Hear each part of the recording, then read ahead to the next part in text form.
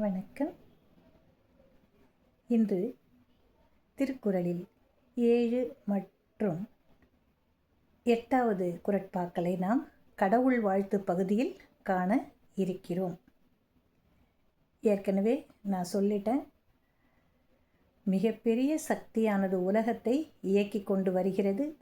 உலக உயிர்களுக்கு எல்லாம் அதுவே தலையாய சக்தியாக அமைகிறது.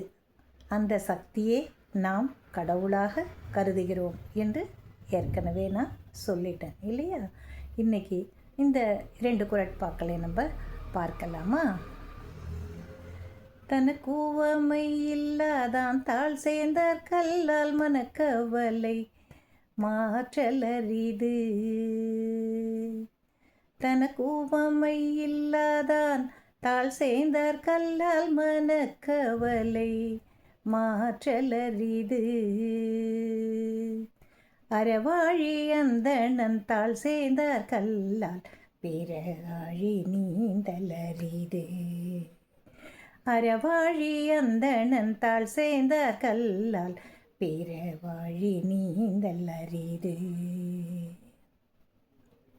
இந்த குறட்பாக்களின் பொருளை நாம் காணலாம். தனக்குவமை இல்லாதான் தாழ் சேர்ந்தார். இந்த இறைசக்தி என்று சொல்லக்கூடிய ஆற்றல் மிக்க சக்திக்கு உவமையாக எதையுமே நாம் கூற இயலாது. அந்த இறைசக்தியின் பதமலர்களை பணிந்து போற்றி நாம் வணங்கி வாழ்க்கையில் ஒழுக்க நெறியோடு வாழ்ந்து வரும் பொழுது மனக்கவலைகள் எதுவுமே நமக்கு இருக்காது. ஒரே வரியில் சொல்லணும்னா, இறைவனை நம்பி அவன் தாள்களில் பணிந்து வாழ்பவர்க்கு எந்த விதமான கவலைகளும் வராது என்பதே இதன் பொருளாகும்.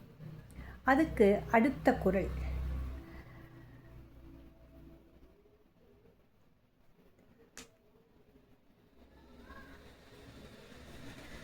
அறவாழி அந்தணன் தாழ் சேர்ந்தார் கல்லால் பிறவாழி நீந்தல் அரிது.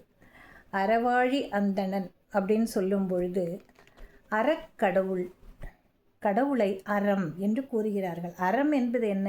எல்லா விதமான ஒழுக்க சக்திகளையும் கொண்டு இருத்தல் அறம்.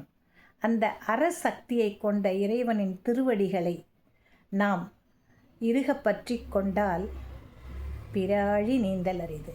பிறவி எடுத்து அதில் படக்கூடிய துன்பங்கள் இருக்கு இல்லையா, அதனை மிக எளிதாக கடந்து விடலாம்.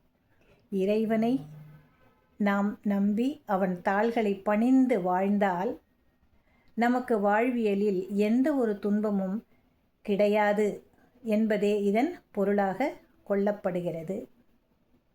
நாளை மற்றும் 2 குறள்களில் நாம் சந்திக்கலாம். நன்றி.